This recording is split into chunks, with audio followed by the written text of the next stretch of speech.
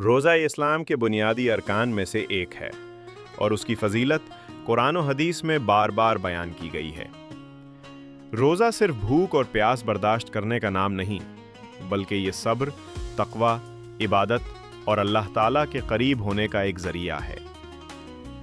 یہ عبادت انسان کو اپنی خواہشات پر قابو پانے، برائیوں سے بچنے اور نیک عمل کرنے کی تربیت دیتی ہے۔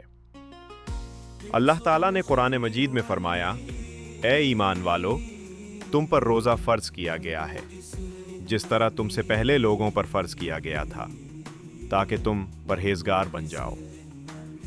اس آیت سے معلوم ہوتا ہے کہ روزے کا مقصد صرف کھانے پینے سے رک جانا نہیں، بلکہ تقوی یعنی گناہوں سے بچنا ہے۔ رسول اللہ صلی اللہ علیہ نے فرمایا، روزہ ڈھال ہے جب تک کہ اسے پھاڑا نہ جائے، یعنی روزہ انسان کو گناہوں اور برائیوں سے بچانے والی ایک ڈھال کی مانند ہے۔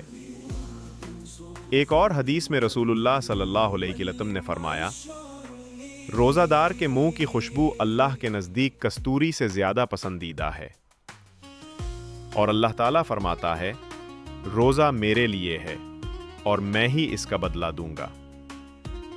اس سے ظاہر ہوتا ہے کہ روزے کی جزا بے حساب اور عظیم ہے۔ جو مسلمان بلا وجہ روزہ چھوڑ دیتا ہے تو یہ بہت بڑا گناہ ہے۔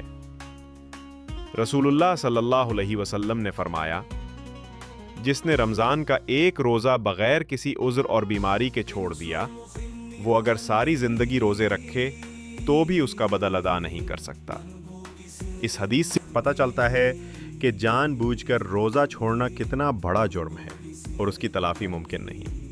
البتہ اگر کوئی واقعی بیماری یا شرعی عذر کی وجہ سے روزہ نہیں رکھ سکتا تو اسے بعد میں قضا رکھنی چاہیے، ورنہ بلا عذر چھوڑنا سخت نافرمانی اور اللہ تعالیٰ کی ناراضگی کا سبب ہے۔ اسلامی تاریخ میں روزے کی عظمت کئی مواقع پر ظاہر ہوئی ہے۔ مثلاً غزوہ بدر رمضان المبارک میں پیش آیا۔ مسلمان اس وقت روزے کی حالت میں تھے، لیکن اللہ تعالیٰ نے انہیں عظیم فتح عطا کی۔ اس سے معلوم ہوتا ہے کہ روزہ جسمانی کمزوری نہیں بلکہ روحانی طاقت بخشتا ہے۔ اسی طرح فتح مکہ کا عظیم واقعہ بھی رمضان المبارک میں ہوا۔ رسول اللہ اور صحابہ کرام روزے کی حالت میں مکہ میں فاتح بن کر داخل ہوئے اور اس دن اسلام کو عظیم کامیابی نصیب ہوئی۔ یہ واقعات اس بات کا ثبوت ہیں کہ روزہ صبر، تقوی اور اللہ کی مدد حاصل کرنے کا ذریعہ ہے۔ حضرت ابو ہریرہ سے روایت ہے کہ رسول اللہ نے فرمایا، جب رمضان کا مہینہ آتا ہے تو جنت کے دروازے کھول دیے جاتے ہیں، دوزخ کے دروازے بند کر دیے جاتے ہیں اور شیاطین کو قید کر دیا جاتا ہے۔ یہ حدیث رمضان اور روزے کی عظمت و برکت کو واضح کرتی ہے۔ الغرض، روزہ محض ایک عبادت نہیں بلکہ یہ انسان کے لیے ایک تربیت گاہ ہے جو اسے نیکی، صبر، تقوی اور اللہ کی یاد میں مضبوط کرتی ہے۔ روزہ رکھنے والا شخص اللہ تعالیٰ کے خاص قرب کا مستحق ہوتا ہے اور روزہ ترک کرنے والا سخت گناہ اور اللہ کی ناراضگی مول لیتا ہے۔